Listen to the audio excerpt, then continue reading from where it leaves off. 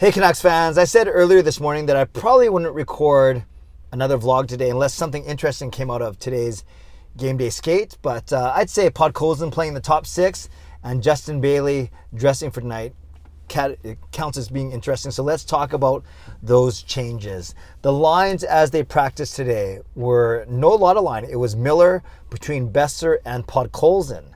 Then it was Horvat, Pederson, and Garland. That line stays the same. That line's probably going to stay the same for a long time.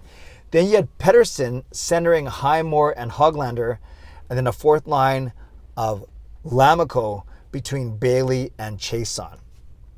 Let's get into that. And then, of course, the D was the same. It was Oliver Ekman-Larsson with Myers, Hughes with Pullman, and then Rathbone with Burrows, Hunt and Shen being the extras, and then likely Demko starting tonight with Halak backing him up. So really interesting. Actually, all four lines are interesting, and I got something to say basically about three of them because of what's happening. So the first one, the biggest one, is Miller and Boeser playing with Podkolzin, and then Petey going down the third line but on paper at least. So let's go at this in order. There's only four centers because Jason Dickinson left practice early yesterday, not playing tonight. Justin Dowling placed on retroactive injured reserve to the weekend, so he can't play again until next weekend. So he'll miss tonight, and he'll miss Thursday night at least. So already you're missing two guys that can play center in Dickinson and Dowling. So no surprise that JT Miller moves into center. So you have Miller with Boeser, so they're kind of like a pair. And then you have Vasily Podkolzin, a healthy scratch for the last two games. And then now he's basically, you could say it's the top line or the second line, whatever it is. Podkolzin's getting a spot in the top six. So all those people that were worried, is he going to play for the home opener? Is he going to be okay after two healthy scratches? I think it would just be just fine. And you saw kind of the wisdom a little bit of what Travis Green did in the preseason when he was experimenting with lines, because you might remember that Miller actually played with Podkolzin and Garland for a couple games. So Miller and Podkolzin have at least a tiny bit of familiarity. Miller and Boeser obviously have some familiarity. Boeser and Podkolzin likely no familiarity. So we'll see how that line goes. Then the second line, the one we probably don't have to talk about that much because they've been our best line this season, is Horvat with Pederson and Garland. And if we're talking about pairs of players, Miller and Boeser's a pair, then I guess Horvat and Pederson you consider the pair, considering they've been playing together for the past 2 or 3 seasons. Garland is so good though, tied for the leading scorer with JT Miller, 8 points in 6 games. Maybe Garland and Horvat become the pair, and then Pederson's the one that can move up and down. But regardless, it doesn't matter. The three of them are playing together once again: Horvat, Pederson, and Garland. Then for the third line, so to speak, you could call Petey and Hoglander a pair. They've played together a little bit before, not a lot, but a couple shifts in a few games. And then they have Matthew Highmore on their wing. What's interesting about this one is, number one, that Petey obviously has to play in the middle, just like Miller does with the injuries to Dickinson and Dowling. But what's interesting about this is, do you guys remember on Saturday night against Seattle, I made the point of saying that Pederson wasn't really going. They put Dowling up there to play with Miller and Boeser, and they moved Petey down to play on the third line with Highmore and Hoglander. And it wasn't because they needed Petey to get Highmore and Hoglander going. It's probably the other way around, because Hoglander and Highmore started off really well that game. Well, maybe Travis Green had a hunch that Jason Dickinson wasn't going to play, or maybe it just happened to be that by fluke that this is the combination that we're seeing tonight. But they got to play together for parts of the game on Saturday night. So that's what we're going to see, is we're going to see Pederson with Hoglander and with Highmore. So if you say Highmore is the third wheel, so to speak, or the third guy, and really the pairing is Pederson and Hoglander, I'm excited about that. Then your fourth line, you have Lamico and Chason. Well, I don't need to get in pairs for the fourth pairing. But then you have Justin Bailey. And what's really interesting about this is he got recalled this morning. So here we see right away the advantage of having your farm team in Abbotsford.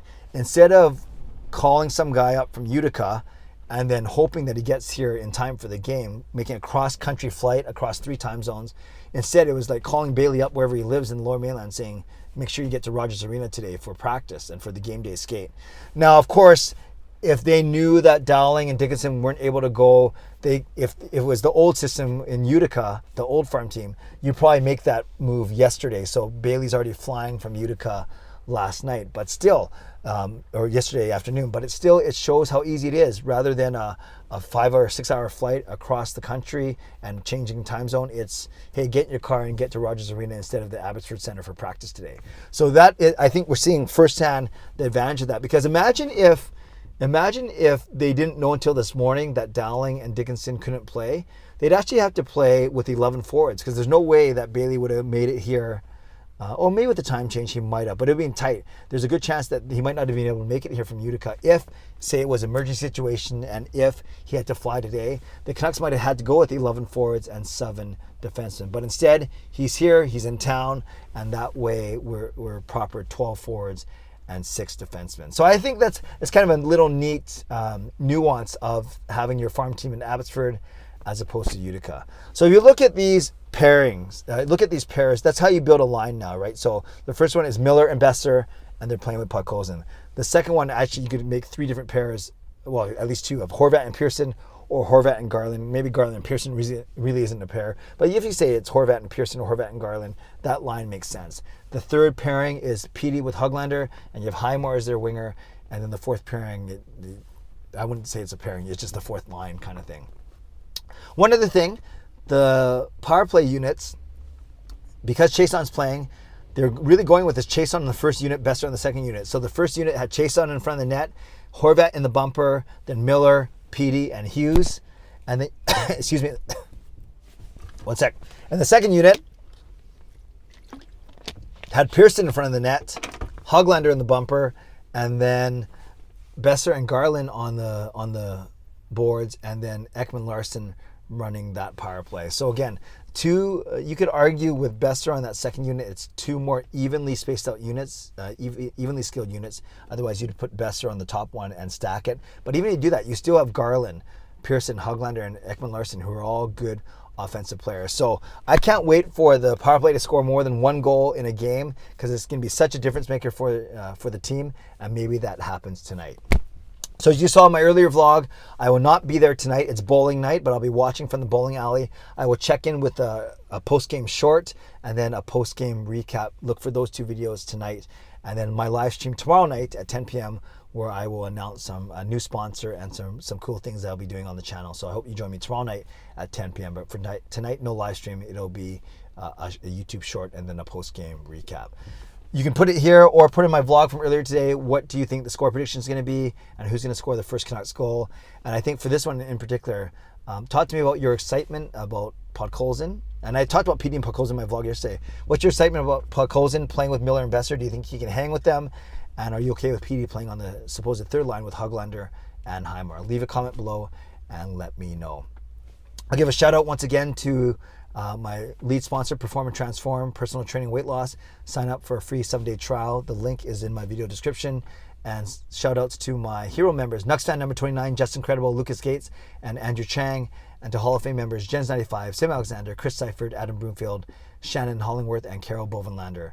Thanks to all members of all levels. If you want to become a member of the CCC Crew, press the join button underneath this or in my videos, or the memberships tab on my YouTube channel. Subscribe if you like to, like this video if you like to, become a member of this channel if you like to, leave a comment down below if you like to. Podkolzin with Miller and Boeser, Petey with Hoglander and Highmore. Are you fine with it, or do you think Travis Green should try something else? Let me know. Love to read, react, and reply as always. Stay safe, stay healthy, take care of yourselves and take care of each other. Have a great day. God bless, and enjoy the game.